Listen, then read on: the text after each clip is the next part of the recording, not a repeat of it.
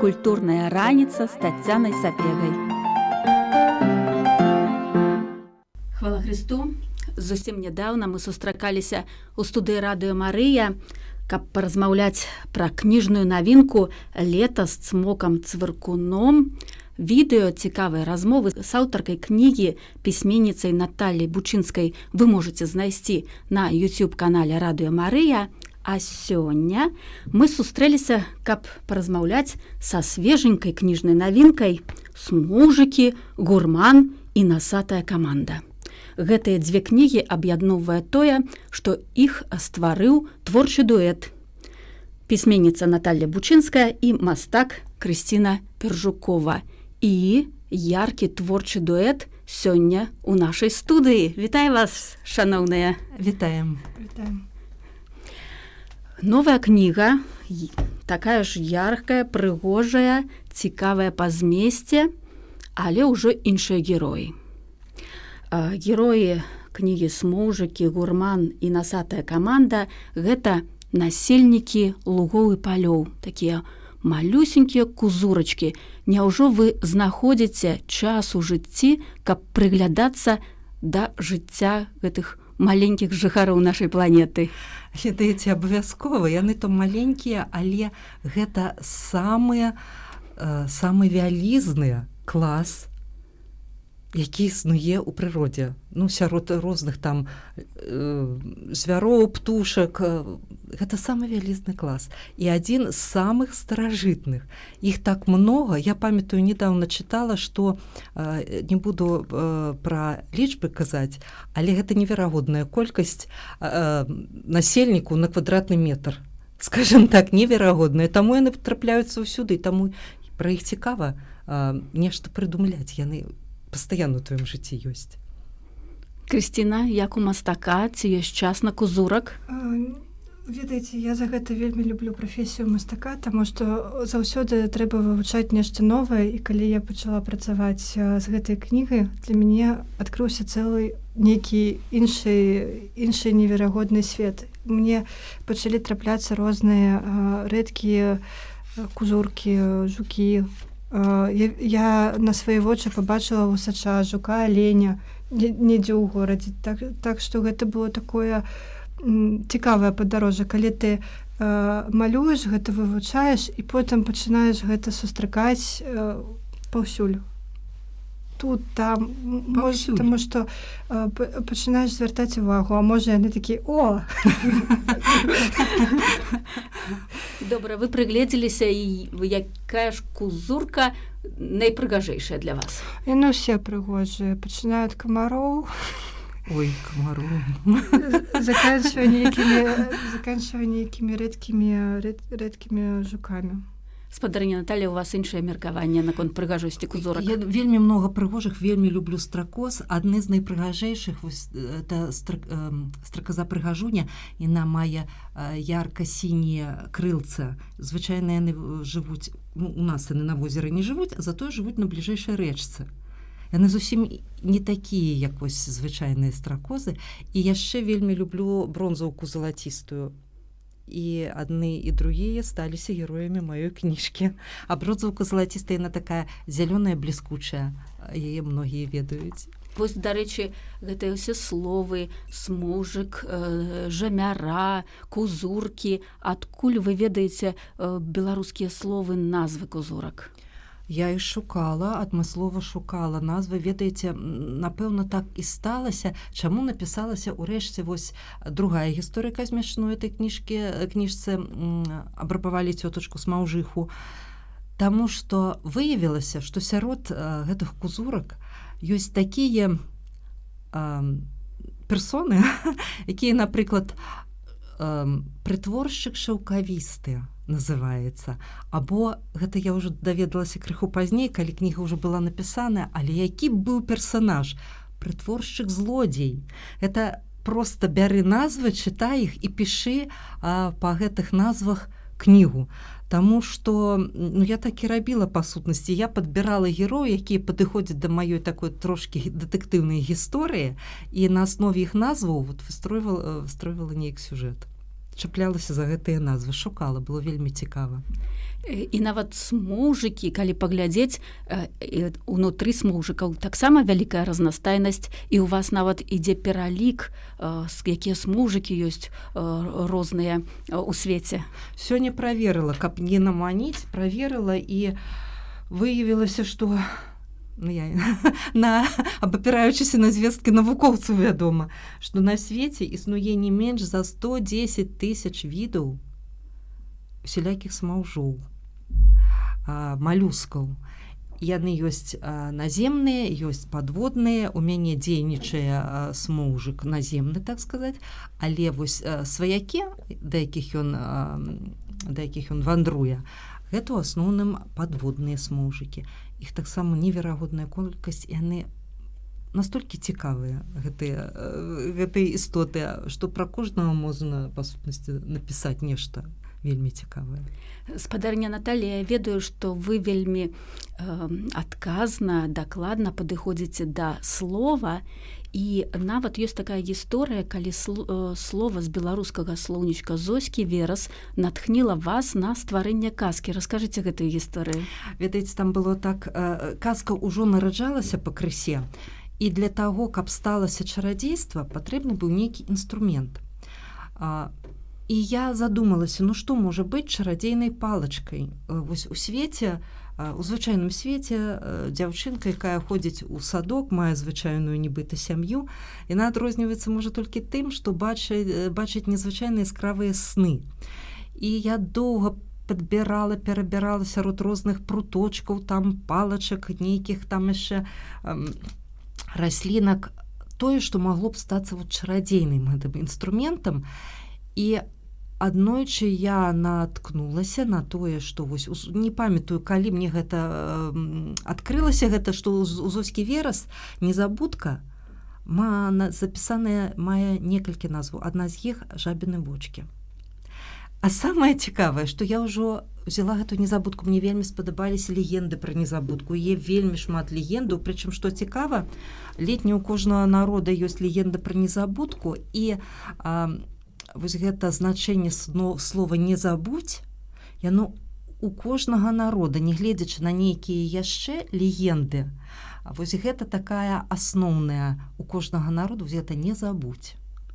Разумееце, вось таксама было цікава. І паколькі ў гісторыі там такі пасыл, што трэба памятаць імя сваё, трэба памятаць, кім ты ёсць, і вось гэта незабудка, не забудь, і яе астатнія назвы, это жабіна вочка, мышыная вушка,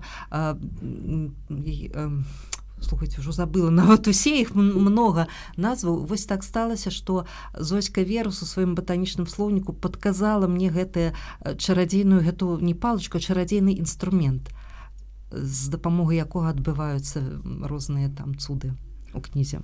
Цікавая гісторыя, дзякуй. Спадарня Крысціна, калі пагартаць кніжку, то знаходзіш не толькі шмат цікавых словаў, але і амаль на кожнай староначцы тут поўзаюць кузурачкі па старонках. Адкуль такая цікавая ідэя? У момант, калі працуеш над кнігай, спачатку малююцца вялікія ілюстрацыі, а потым кніга яна пачынае ажываць менавіта з выкарыстаннем такіх вось маленькіх нейкіх дэталей, каб я хацелася не толькі адкрыла прыгожа і закрыў, а каб цікава было разглядаць. І я вельмі люблю ствараць такую кніжную гісторыю, якая цягнецца з першай старонкі і так далей, якая як бы дапаўняе і раскрывае тэкст і сэнс кнігі больш. То бок гэта такая спецыяльная прыдумка. Тут планавалася, што ў нас вандруюць смоўж па ўсім старонкам, і ён як пачынае паўзці з першай старонкі, так ён і далей паўзе, і праз гэта раскрываецца апавяданне. Як пацеркі, нанізавае старонку адна на адну. То бок старонкі гісторыі гэта пацеркі, а смоўжык гэта шнурок, на які гэта ўсё нанізываецца. Галоўны герой пастаянна ў кадры, яшчэ можна і так сказаць. А мы не раскрыем сакрэт. Мы попросілі чытачоў, што лічыце. Мы іх палічылі, атрымалася вельмі многа, але я не буду так вось агучваць, колькі ж іх атрымалася. Кожны чытач, пільна пагартаўшы кніжачку, можа палічыць. Я думаю, вас уразіць колькасць смужыкаў. Смужыкі, кузурачкі з'яўляюцца на кожнай староначцы, і не ўсюды яны размаляваны. А як мастачка аднясецца да таго, што дзеткі возьмуць у рукі фламастары, алоўкі і пачнуць размалёўваць, альбо ўвогуле вырашыць, што яшчэ трэба некалькі кузурак на старонку дадаць і размалююць кнігу? Нейтральна. Я бы так сказала, што гэта ўжо як да гэтага адносяцца бацькі, як яны тлумачаць стаўленне да кнігі. То бок для некаторых дзетак гэта можа быць як размалёўка, як цацка, а для некаторых кніга гэта нешта такое, ну, кніга, нешта такое важнае. І ты бок, і гэты бок, яны маюць пэўны сэнс. І у мяне такога няма, што гэта там нейкі такі аб'ект непарушны. Калі ёсць нейкая фантазія і хочацца замаляваць, чаму не? Але я, напрыклад, сама у кнігах не малявала. Мне гэта ў галаву не прыходзіла. Цікава. Спадарыня Наталля, выдатная ідэя на старонках размясціць слоўнічак. Прычым, я так сабе ўжо думала, магло быць некалькі шляхоў развіцця. Першы, гэта калі б рэдактар сказаў, усялякія незразумелыя альбо мала зразумелыя словы замяніць на зразумелыя. Так? Для дзетак. Другі варыянт, калі вы ўжо хочаце, шаноўная пісьменніца, менавіта гэтыя словы ужываць у тэксце, то тады давайце зробім беларуска-рускі слоўнічак. Мог бы такі варыянт, я фантазірую. Але гэты варыянт, які у гэтай кніжцы, ён найлепшы. Гэта тлумачэнне слова, напрыклад, шапік, невялічкі будынак для продажу квіткоў газет. Такая ідэя ўзнікла падчас напісання казак альбо ўжо падчас працы ў выдавецтве. Гэта ідэя сапраўды ўжо падчас працы ў выдавецтве. Ведаеце, магло быць па-рознаму. Вы, па сутнасці, падмецілі ўсе магчымасці, пра іх расказалі. Але падчас працы над кнігай мы з рэдактарам Тацяна Маціеўская, мы нават і спрачаліся іншым разам, але бывала, я так адстойваю тую пазіцыю, якую я лічу, што нельга змяняць. Напрыклад, нельга выкідаваць усе такія малавядомыя словы, нельга выкідваць, таму што гэта спрашчае мову, гэта яе збядняе, і ўрэшце, адкуль дзеці даведаюцца пра гэтыя словы, калі яны нідзе не будуць ужывацца. Таму мы прыйшлі да высновы, што лепш за ўсё зрабіць гэта тлумачэнне і, канешне, не перакладам на рускую мову, не гледзячы на моўную гісторыю, не гледзячы на тое, што гэта магло некаму можа больш спадабацца, але ўсё ж такі кніга на беларускай мове для мяне было важна, каб яна тлумачылася незнаёмае слово, таксама тлумачылася беларускімі словамі. Пытанне складаных, ужыванне складаных слоў, яно стаіць пастаянна. Некаторыя словы, якія я лічыла, што іх так сапраўды можна замяніць, і ніхто ад гэтага, ні тэкст, ні я сама ад гэтага не засмучуся, то я, канешне, мяняла, але былі і такія словы, на якіх я настойвала, што яны абавязкова павінны быць у кнізе. І дзякуй вам за гэта, і за слоўнічак цудоўны. За слоўнічак яшчэ, канешне, і так. Я хочу падкрэсліць, што менавіта дзякуючы рэдактарцы мы пайшлі на тое, каб гэты слоўнічак быў, дарэчы, не ў канцы кнігі, што я лічу для дзетак гэта вельмі цяжка і не самы прыемны момант лезці ў канец кнігі, глядзець, што там, а ў канцы кожнай староначкі. Гэта мне таксама пасуе вельмі, такі падыход. Спадарня Крысціна, якія колеры пераважаюць у кнізе і ці колеры маюць нейкае значэнне? Гэта дакладна сімбіёз нашай роднай вёскі Мілашова па колеру захаду. І каб дадаць нейкую ўсё-такі сказачнасць, там яшчэ на заднім плане горы, каб это была такая мясціна, казачная. Але ж натуральна я скажу, што у маёй роднай вёсцы Мілашова ў Мёрскім раёне самыя, мне здаецца, прыгожыя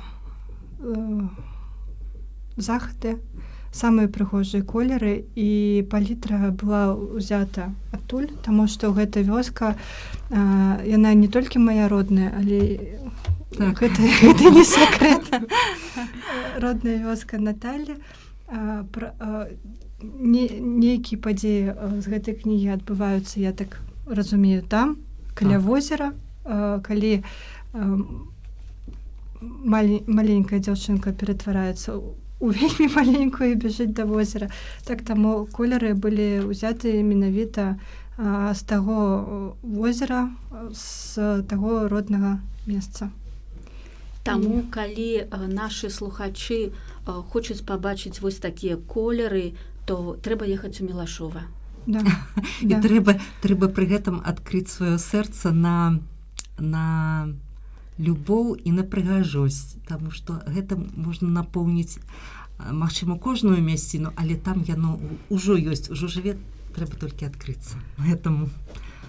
Наогул, я, напэўна, не бачыла нідзе больш прыгажэйшых захадаў. Мабыць, толькі на Балтыйскім моры, но у Беларусі нідзе такога больш няма. І маё станаўленне як мастака адбывалася менавіта назіраючы за возерам, за захадамі на возеры. Я, калі ўлетку прыязджала, так вот сидела каля вады і проста з ранку до вечара да ночы назірала. І вось гэтыя колеры, яны потым перайшлі ў маю творчасць. Аўтаматычна, я бы так сказала. Вось так фарміруюцца таленавітыя мастакі. Так. У нашай кніжцы 3 казкі. І героі гэтых казак гэта кузуркі-смоўжыкі. Пытанне, каму больш спадабаецца гэта кніга? Дзеткам, якія ўжо любяць назіраць, любяць прыроду, альбо наадварот, гэта кніга падштурхне дзетак прыглядацца да наваколля. Гэта заўсёды загадка. Ніколі нельга загадзя сказаць, нехта можа упершыню адкрые для сябе, што, аказваецца, ёсць такія істоты, і ў іх нейкае сваё жыццё напоўненае рознымі там здарэннямі і дэтэктыўнымі гісторыямі і канцэртнымі гісторыямі рознымі. А нехта, можа, ўжо і не першы раз пазіраў на тое камарыка ці на мошку, ці там яшчэ на смоўжыка, і проста не думаў і не ведаў, што гэта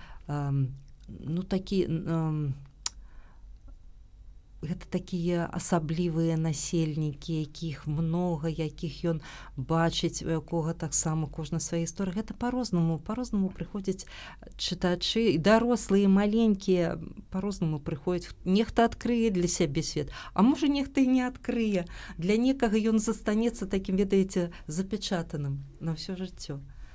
Але я спадзяюся, што будзе ўсё ж такі дастаткова многа чытачоў, якія разгледзяць вось гэты свет, раскрыюць яго для сябе.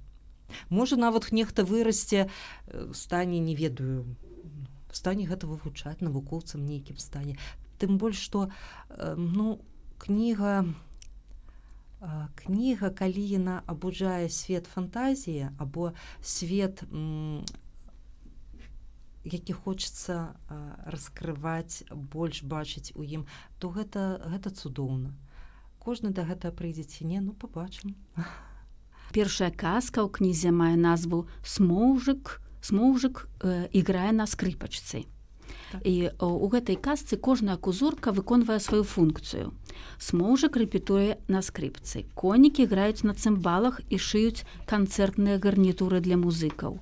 Павучкі ткуць над канцэртнай залай дах, каб дождж не замачыў слухачоў. Камары збіраюцца ў цэлы хор.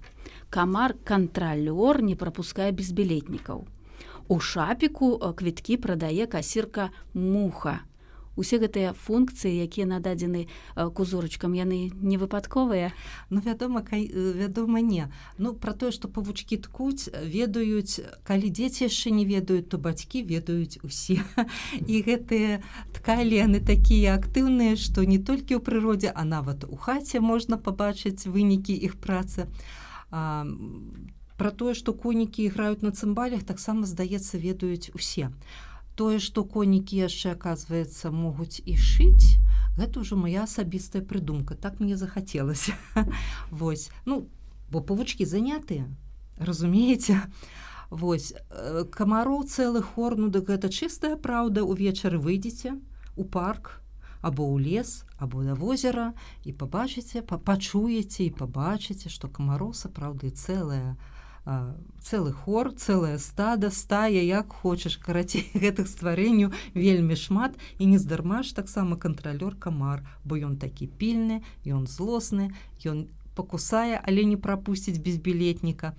Муха-касірка, ну, муха надзвычайна нахабная. Я пра яе так пісала не таму, што касіры, а проста мухі такія. Вось. Ну, затое яна прыгожая. Звярніце увагу, яна расфуфыраная, яна прыгожая, яна з вялізнымі вачыма, такое крыльцы так блішчаць. Гэта ўсё не здарма. Такія яны бываюць. Гераіня першай казкі імкнецца паслухаць канцэрт жамяры, і пытанне вось з вашага досведу, мы ўжо зразумелі, куды трэба ехаць назіраць за небам, а каб паслухаць канцэрт, куды трэба ехаць, дзе тыя месцы, дзе найлепшы канцэрт? Мілашуля, вядома. Паслухаць і пакарміць. Паслухаць, пакарміць.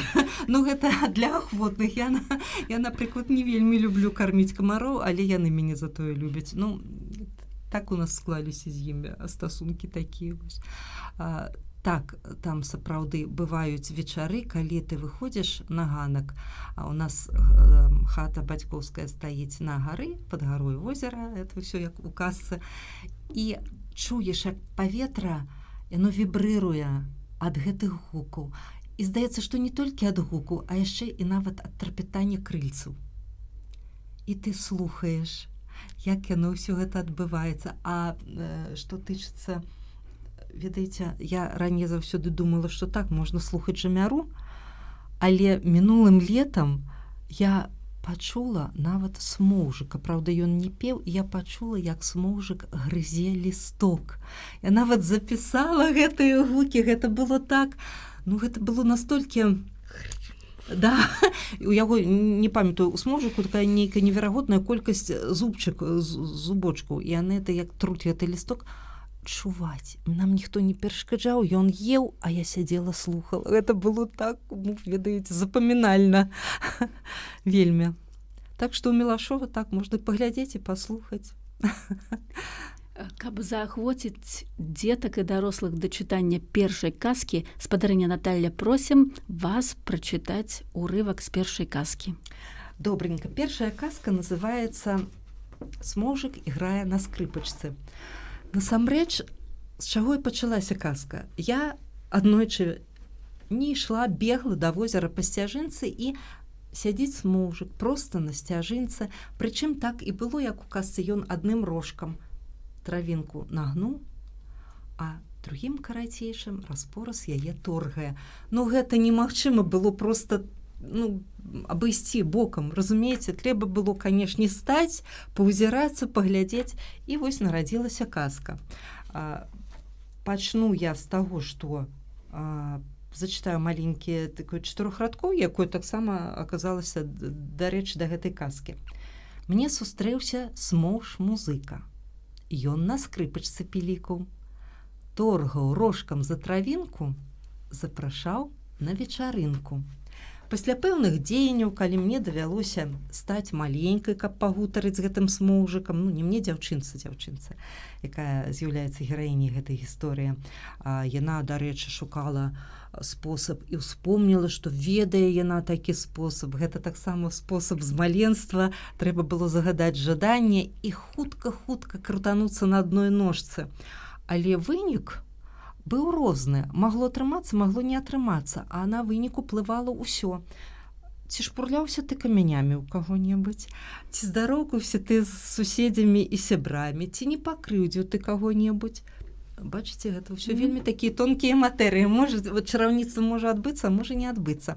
У дзяўчынкі адбылося, яна стала маленькай, паразмаўляла са смаўжом, атрымала ад яго запрашальнік, пасля ў яе былі некаторыя там стасункі і з гэтай, і з мухай, і з павучкамі, а пасля яна пайшла збірацца на канцэрты. Ну, я трошкі вам зачытаю, як дзяўчынка збіралася на канцэрт.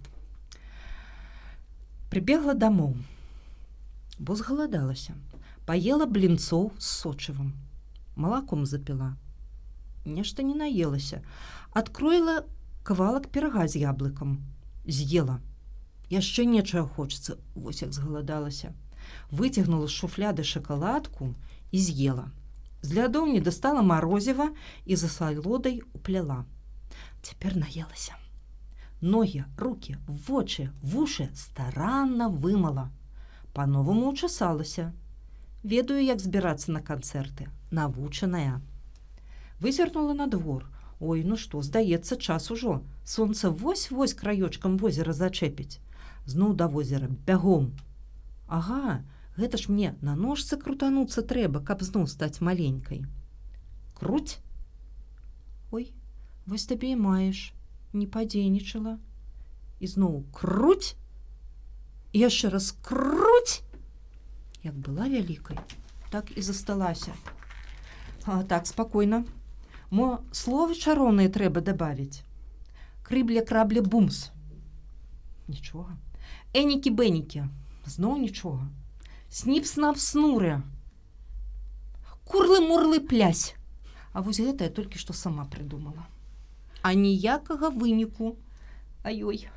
Аёечкі, а што рабіць? І так, і гэтак я круцілася, ажно ўсё замітусілася перад вачыма. Мо не варта было вячэраць.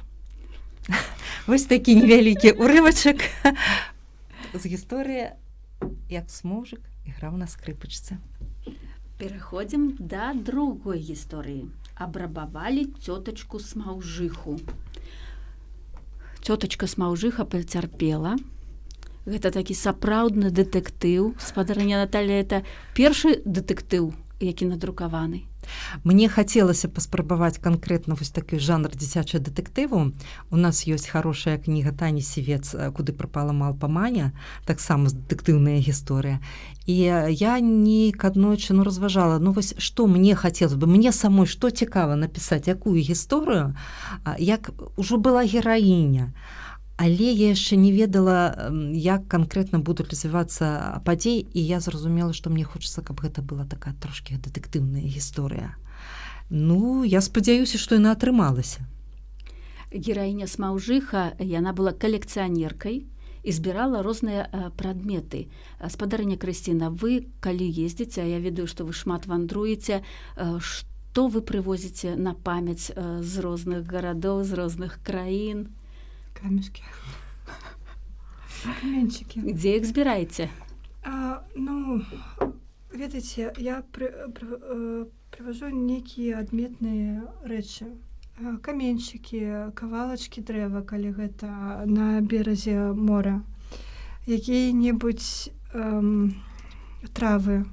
Ну, то бок не такія не турыстычныя штукі, а нешта такое, ну, чаго многа, але толькі ў тым месцы, дзе я была. Збіраю, ну, вось што падабаецца, што, за што вочы зацэпіцца, то і вязу дадому. Ну, заўжды, часцей за ўсё гэта каменчыкі розных колераў і памераў. Добра, ўжо сабралася цэлая калекцыя камянёў, і пасля, калі я вазьму адзін з сотні, вы ўзгадаеце, дзе вы яго знайшлі? Не факт, але домашніх жывёл у мяне няма, камень замест. Гэта Валера, гэта там яшчэ якія-небудзь. Ну, гэта ўсё роўно у іх, ведаеце, можна і не ўзгадаць, адкуль яны, але у іх нейкая своеасаблівая энергетыка, у камянёў прысутнічае. Летась мы с Кристиной были разом у Мелашове и ходили вечером адмыслова для того, каб пошукать наши любимые валуны. Знайсці іх. Адны не знайшлі, другія знайшлі, таму што, ведаеце, ну вось неяк адчуваеш, калі гэтых вялізных камянёў, не адчуваеш сябе зусім па-іншаму, таму што вось ляжыць перад табой сведка гісторыя, нічым, можа, ён непрыкметны, але вось ён тут ляжыць, можа, вякі. Ён намнога стары за цябе, ён намнога больш ведае і бачыў. Ну, это побач з Мелашовым ёсць побольш мястэчка Ідолта. Так. Ад гэтага, ну, можа, ад Ідолты. І там раней было вельмі шмат вялікіх валуноў. Гэта яшчэ з ледніковага перыяду, калі таяў снег, лёд, і, ну, ствараліся азёры, тады гэтыя камяні пазаставаліся. Яны, натуральна, іх памятаюць з дзяцінства, такія вялікія, прям камяні. Тады былі яшчэ большыя. Але іх некуды звезлі. Хтосьці на сувеніры сабе дадому забраў. Ну, великан які-небудзь. Шо такое? О, каменчик, нормально. Забирай дадому. Так, спадарыня Наталья, я бачу, вы прынеслі некаторыя сувеніры, якія збіралі ў розных краінах. Раскажыце. Так, ну бачыце, я таксама прынесла і каменьчыкі, і я прынесла, вось, каб паказаць разнастайнасць маўжына свету, але спачатку крышачку пра каменьчыкі. У мяне ёсць тут курыны бог. Курыны бог ведаюць, напэўна, многія. Гэта каменьчык з дзірачкай скразной, яку можна зачапіць на нітачку і насіць як упрыгожанне. Вось на гэтым каменьчыку, ну, асабіста я, мне здаецца, што тут ёсць выбітая, ну, як мінімум, одна літарка. Ну, бачу я яе. Такая вельмі прыгожая барочная літара, лацінская літара «Р». Так. І цяпер я бачу. Бачиш? Вось. Это, дарэчы, гэта я знайшла ў Мелашова. Ну, гэта, вядома, на моры. І яшчэ тут ёсць для мяне вельмі адметны каменьчык, не ўсе бачаць, але вось на гэтым каменьчыку ёсць адбітак, ну, акамянелай нейкай раслінкі. Я разумею, што каб гэта разгледзець, трэба павелічальнае шкло, але я на гэтым стаю. Я яе тут дакладна бачу і, ну, не толькі я, многія, не ўсе, але многія. Вось гэты каменьчык мне прывезла сяброўка з падарожжа. Гэта было вельмі даўно, і гэта было аднекуль з Узбекістана. Не памятаю дакладна, Самарканда. Так, это было з Самарканда. Это каменьчык я таксама берагу, бачыце, які прыгожы. Ну, а гэта вось ракавінкі розных, бачыце, это ўжо смаўжыныя такія гісторыі, розныя ракавінкі, насельнікі іх пакінулі, і вядома, што турысты не праходзяць міма, збіраюць. У мяне вельмі шмат такіх розных прыгожых смаўжыных гісторый. Ну, домікаў. Ну вось і гераіня казкі смаўжыха, як і нашы госці, шаноўная, таксама ўсё збірала, а пасля яе напаткала няшчасце. Маёмасць скрадзена. Так. І каб заахвоціць да чытання другой казкі, просім Крысціну пачытаць найбольш улюбёны ўрывак. Ну, тут мой найбольш улюбёны ўрывак, напэўна, это сёе-тое пра смаўжыху, таму што мне вельмі цікава вывучаць характары герояў, пра якіх я малюю, асобу, жыццёвы шлях, ну, і гэтак далей. Сёе-тое пра смаўжыху. Усё жыццё цёцачка смаўжыха дбала пра свой дом. Па праўдзе кажучы, пра свае дамы. Яна нават бліжэйшым суседзям не называла іх дакладную колькасць, бо была натурай вельмі супярэчлівай. Хоць і карцела яе пахваліцца маёмасцю, але асцерагалася выклікаць зайздрасць. Яшчэ цёцачка смаўжыха была апантаная аматарка каштоўных камянёў. Мае дыяменцікі, так ласкава называла яна сваю калекцыю і паўсюль паспявала, абы прыдбаць новы экземпляр. Пачуе ад сарок пра бліскучы каменьчык, што зрачнога дна хвалямі вымыла, і адразу ў дарогу рушыць. Сарокі і самі да бліскучага ахвотніца, але пакуль яны пераказваюць адну адной навіну, цёцачка смаўжыха каменьчык у свой схованку прыбярэ. Ці, каторая сарок з каменьчыку пусціць, а цётачка яго падбярэ і ў сваю гаспадарку залічыць. Адна бяда, Пачала смаўжыха сон губляць праз боязнь, што нехта на яе маёмасць паквапіцца. Дыяменты раз-пораз перахоўвала, дамкі перасоўвала. Як у ваду глядзела, прапаў дамок, а з ім, як меркавала гаротніца, і часткай каштоўных камянёў. Нават у размове з галоўным вышукальнікам. Цётачка смаўжыха пільнавалася, каб не выкласці ўсё чыстенька пра сваю калекцыю. Разам з дамком прапала некалькі дарагіх майму сэрцу рэчаў, спрабавала выкруціцца заплаканая смаўжыха. Папрашу удакладніць, што гэта былі за рэчы, і зрабіць падрабязнае апісанне кожнай. Інакш ніхто шукаць прапажу не будзе, падрапаваў жукалень. Цётачка смаўжыха насцярожна аглядзелася. Непадалёк ашываліся спрытныя вухавёрткі. Яны чуйна лавілі кожнае слово, пільнуючы, калі жукалень скончыць сваю апытанку. Яны змогуць накінуцца на ахвяру і выведаць у яе ўсе падрабязнасці. Іх трапежныя позіркі так і свертавалі небараку. Цётачка смаўжыха прыцішала, розпачне ўсхліпу да шэпту і пачала падрабязна расказваць пра страту. Ну, вось такая цётачка смаўжыха.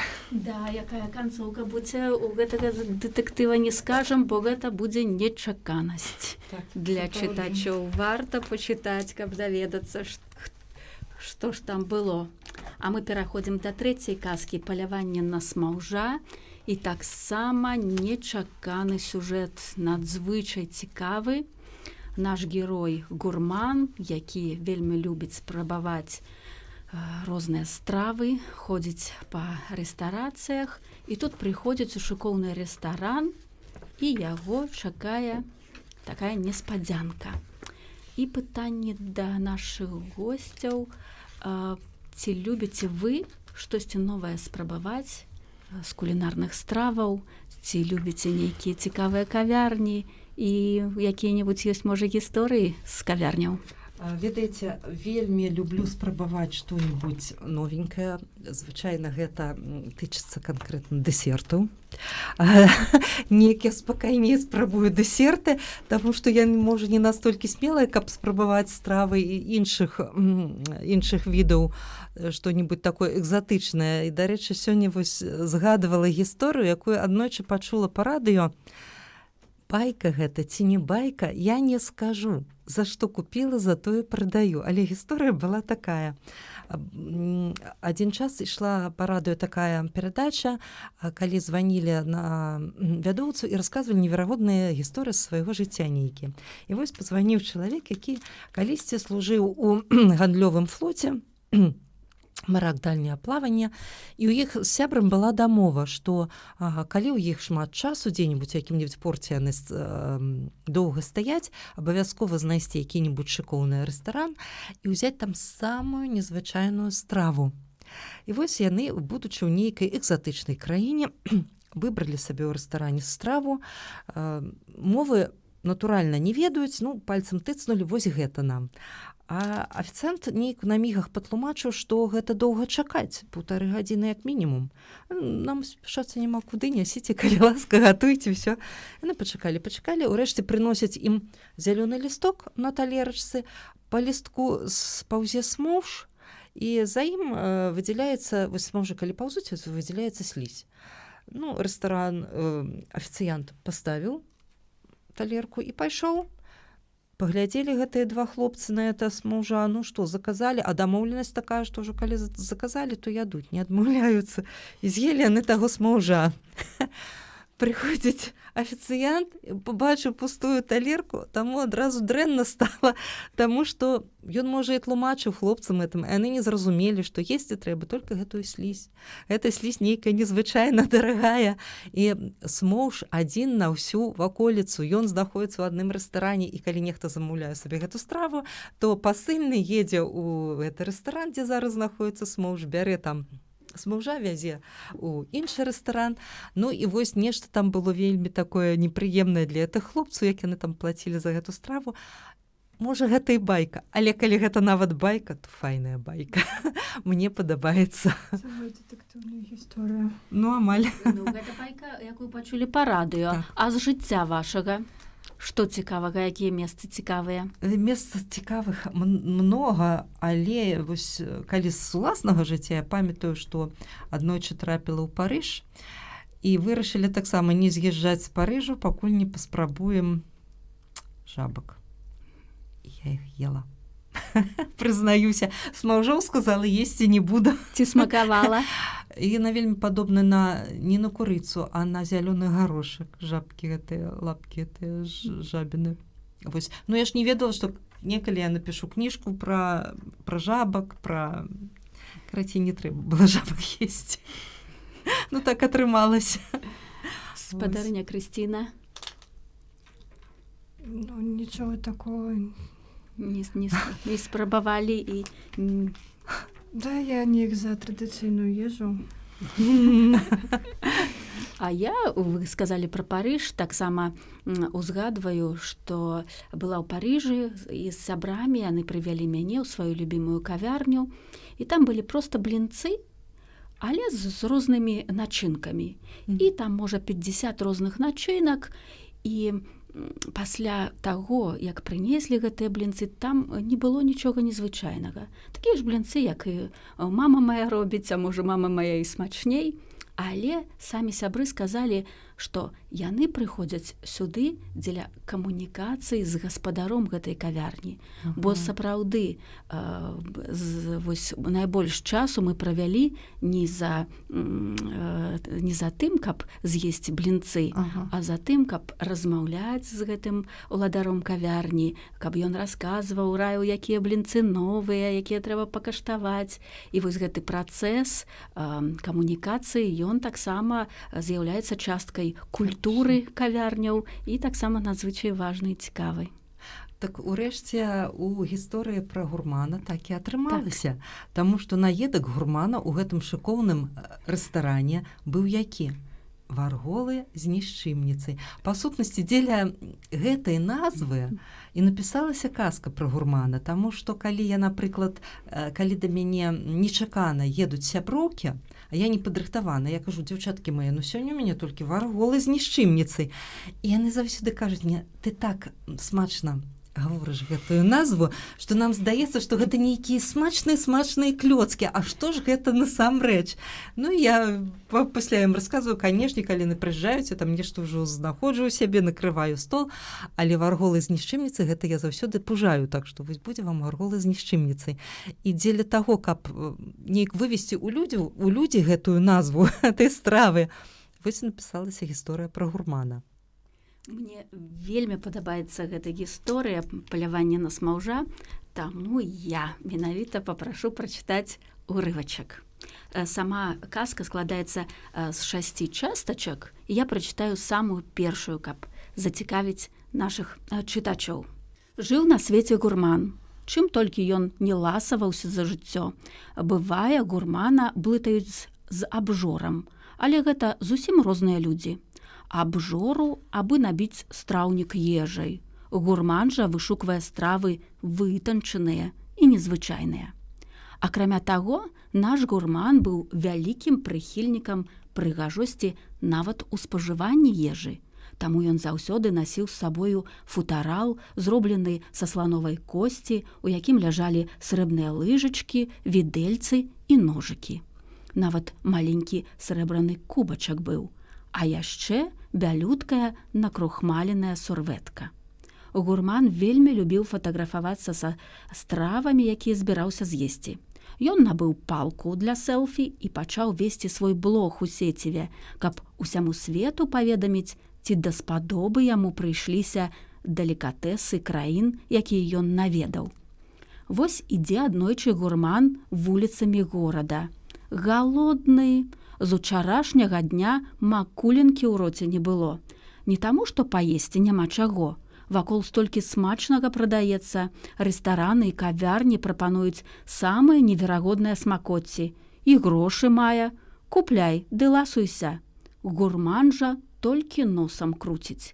Гэта не хачу, то я еў разоў 20 у 20 розных краінах, а вунь тым мяне наогул не спакусіш.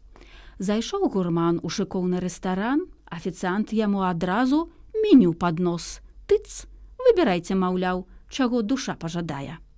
У меню такія апетытныя фотаздымкі, што іншы ўжо слінай сышоў бы разглядаючы, а гурман на ўсю гэтую апетытнасць 0 увагі.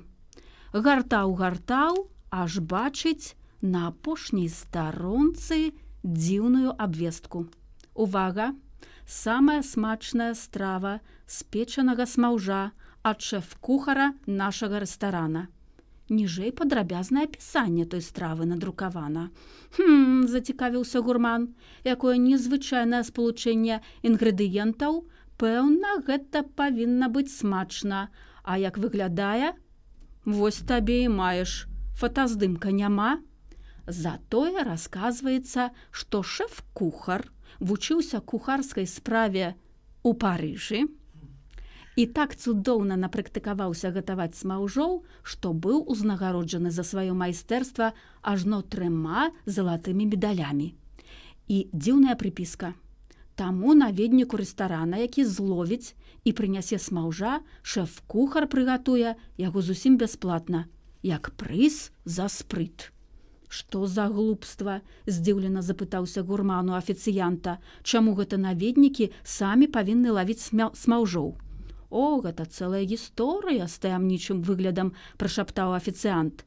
Калі пан мае цікавасць, я перакажу яе караценька. Афіцыянт расказаў, што калі славуты шэф-кухар прыбыў на працу ў іх рэстаран, усіх смаўжоў у краіне ўжо знішчылі і гатаваць каронную страву яму не было з чаго. Хадзілі чуткі, што бачыў нехта аднаго вельмі тлустага смаўжа паблізу вялікага вінаградніку, але злавіць яго нікому не ўдалося. Вось і мусіў шэф-кухар даць такое дзіўнае абяцанне, каб не развучыцца смаўжоў запякаць ды кваліфікацыю не страціць. Гурман насмешліва хмыкнуў. Вось жа прыдумалі, няўлоўны смоўж. Бакі надарвеш са смеху. Лухта нейкая. Смаўжы усім вядомыя маруды. Калі тлусты смоўж жыве ў вінаградніку, можна падсцерагчы яго і злавіць. Спрабавалі, ды нікому яшчэ не пашчасціла нейкі вельмі ж вёрткі смоўж. Не веру, аж зазлаваў гурман. І тут я сяжу галодны і слухаю байкі пра немагчымасць здабыць смаўжа, дык вось. Перадайце кухару. Сёння ж я упалюю гэтага смаўжа і дастаўлю яго на кухню. Чаго б мне гэтага не каштавала. Макуленькі ў рот не вазьму, пакуль печанага смаўжа не пакаштую.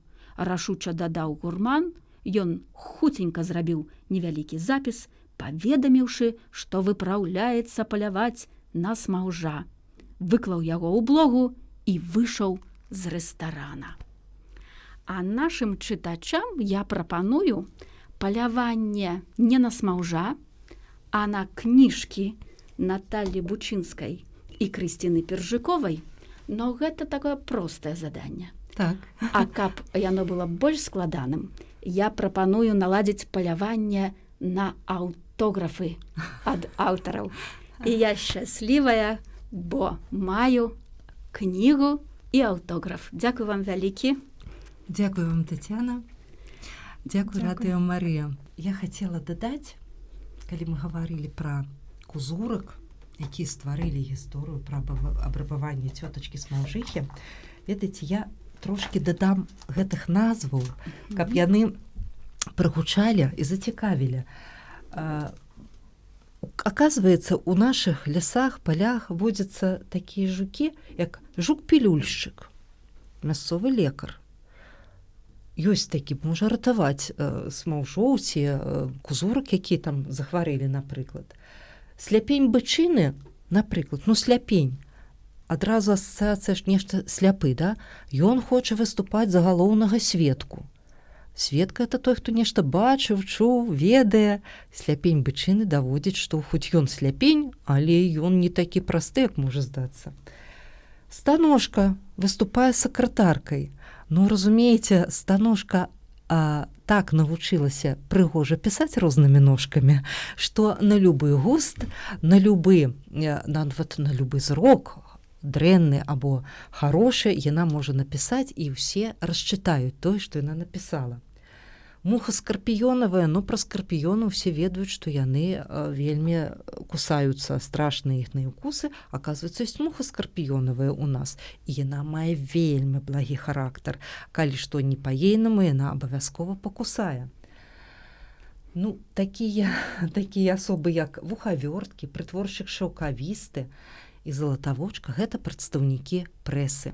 Дарэчы, тут вось якраз вядзецца размова пра такія рэпартажы, калі вот прытворшчык шаўкавісты, ён нібыта вельмі спачувае смаўжыся, але галоўнае для яго гэта атрымаць неверагодную сенсацыю. А смаўжыха ну нешта з ёй ды будзе. Вось. А жук-алень, дарэчы, самы вялікі жук у Беларусі, ён з'яўляецца галоўным вышукальнікам. Дарэчы, сам сябе такім аб'явіў, і бачыце, цэлы вось форзац кнігі прысвечаны менавіта жуку аленю у розных колерах. Дзякуй, моя мастачка дарагая. Ну і дзякуй вялікі выдавецтву АІФ за тое, што кніжка атрымалася светлай, радаснай. Я спадзяюся, што яна сапраўды некага зацікавіць, а некаму дасць далейшую дарогу. У сэнсе раскажа многа цікавых гісторый пра насельнікаў нашай планеты, тыя, што побач з намі. Малюнкі цікавыя вельмі. Ну, мне вельмі спадабалася увогуле вось такое мысленне мастака. Вось які цётачка смаўжыха, якая збірае гэтыя дамы, бачыце, колькі іх. Дарэчы, сёння прынесла таксама сваю цётачку смаўжыху, бачыце, яна тут беражэ свой дамок, у яе там скарбы захоўваюцца. І яна ж сапраўды, дзякуючы таму, што знайшлося, не буду расказваць, як, а ўрэшце ўся яная маёмасць знайшлася, яна зразумела, як важна гэта ўсё пільнаваць, як трэба да гэтага яшчэ больш рупіцца пра гэтыя свае скарбы, ну і рупіцца. А, дарэчы, у скрадзеным дамку яна адкрыла музей. Вось. Добра, здаецца, усе гісторыі раскрылі, але, можа, яшчэ нешта асталося раскрыць чытачам. Так, чытайце кнігу «Смоўжыкі, гурман і насатая каманда», чытайце класіку і сучасную беларускую літаратуру. Дзякуй. Всяго найлепшага, з Богам. Культурная раніца з Таццянай Сапегай.